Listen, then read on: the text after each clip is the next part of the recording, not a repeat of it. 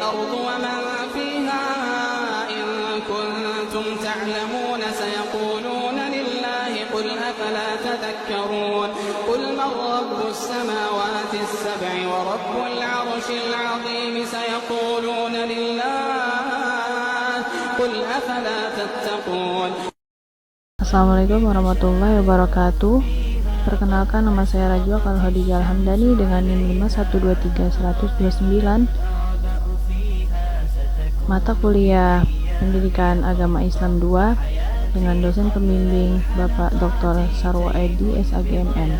Pada kesempatan kali ini saya akan menjelaskan materi PAI 2 yang berjudul Akhlak terhadap Allah.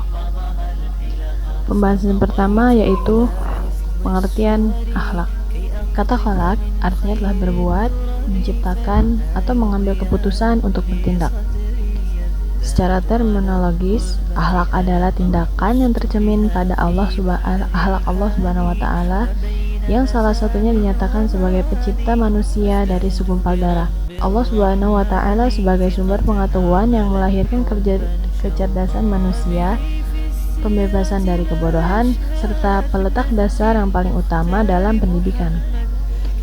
Kata akhlak berasal dari bahasa Arab yaitu jamak dari kata khulukun yang secara linguistik diartikan dengan budi pekerti, perangai, tingkah laku atau tabiat, tata krama, sopan santun, adab, dan tindakan.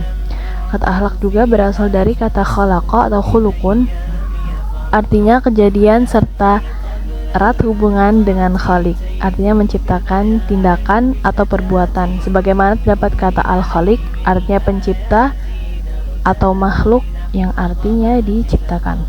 Akhlak terhadap Allah Subhanahu wa taala dapat diartikan sebagai sikap atau perbuatan yang seharusnya dilakukan oleh manusia sebagai makhluk kepada Allah Subhanahu wa taala, sebagai sang khalik atau pencipta. Manusia seharusnya berbuat baik pertama kali kepada Allah Subhanahu wa taala, karena Allah Subhanahu wa taala lah yang menciptakan manusia, yang memberi rezeki, yang mengaruniakan kesehatan, yang memberi panca indera lengkap, memberi perlindungan, yang mengabulkan permohonan serta karunia-karunia lain yang mustahil manusia dapat menghitungnya. Umat Islam memang selayaknya harus berakhlak baik kepada Allah Subhanahu wa taala, karena Allah lah yang telah menyempurnakan penciptaan manusia sebagai makhluk yang sempurna. Untuk itu, akhlak kepada Allah itu hukumnya wajib. Seperti sedang memberi nikmat oleh Allah, manusia harus bersyukur kepada Allah. Lalu, kenapa kita harus berakhlak kepada Allah? Karena umat Islam memang selayaknya harus berakhlak baik kepada Allah Subhanahu wa taala, karena Allah lah yang telah menyempurnakan penciptaan manusia sebagai makhluk yang sempurna. Untuk itu, akhlak kepada Allah itu hukumnya wajib. Seperti saat diberi nikmat oleh Allah, manusia harus bersyukur kepada Allah. Selanjutnya yaitu macam-macam akhlak. Macam-macam akhlak itu terbagi menjadi dua. Yang pertama adalah akhlak mulia atau terpuji, atau bisa disebut akhlakul mahmudah atau karimah. Yaitu akhlak mulia atau terpuji disebut juga dengan akhlakul mahmudah atau akhlakul karimah, yaitu sikap tingkah laku yang mulia atau terpuji terhadap Allah, sama karimah yaitu sikap dan tingkah laku yang mulia dan terpuji terhadap Allah sama manusia dan lingkungannya.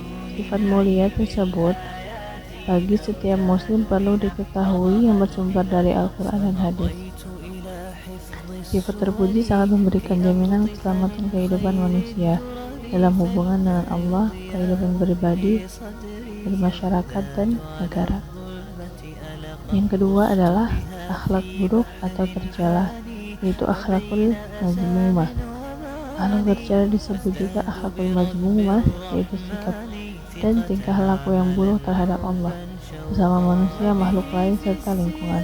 Berdasarkan pengertian akhlak buruk, maka diharapkan agar setiap muslim menghindari sifat tercela karena ini sangat merusak kehidupan manusia, baik dalam kehidupan pribadi, keluarga, bermasyarakat, maupun kehidupan bernegara. dan begitu juga hubungan dengan Allah.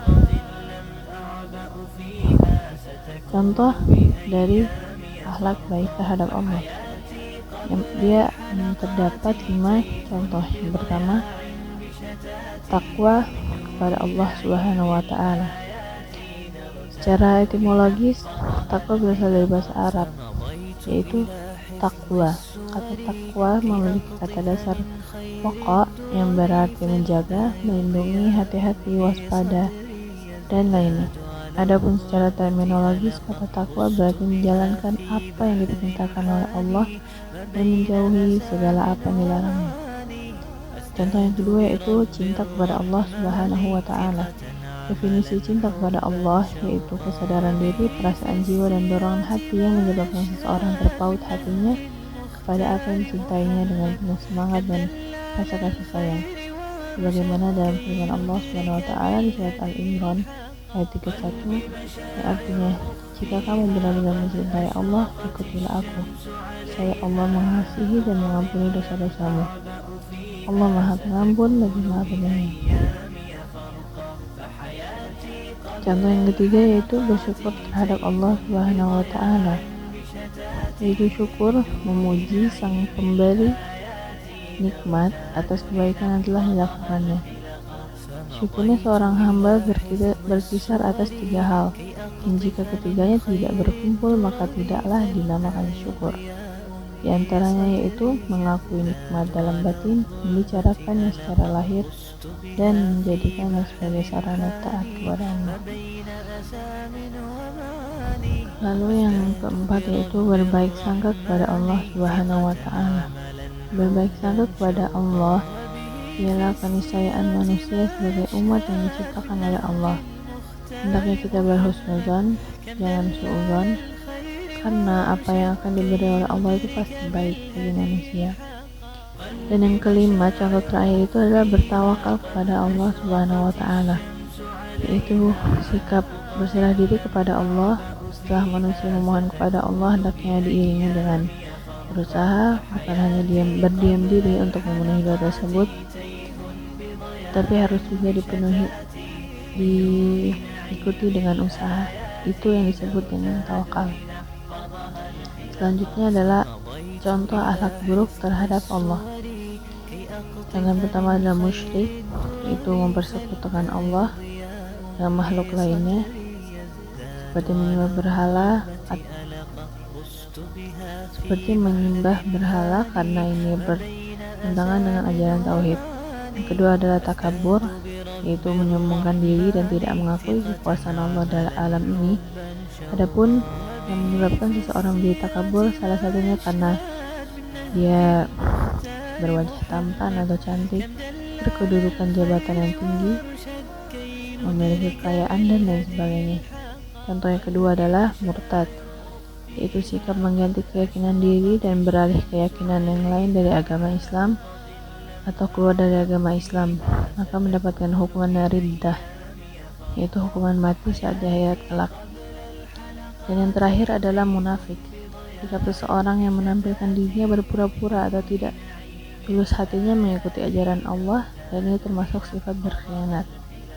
Khianat pun diartikan perbuatan menipu dan menurunkan martabat dirinya. Mungkin sekian penjelasan saya hari ini, kurang lebihnya mohon dimaafkan. Assalamualaikum warahmatullahi wabarakatuh.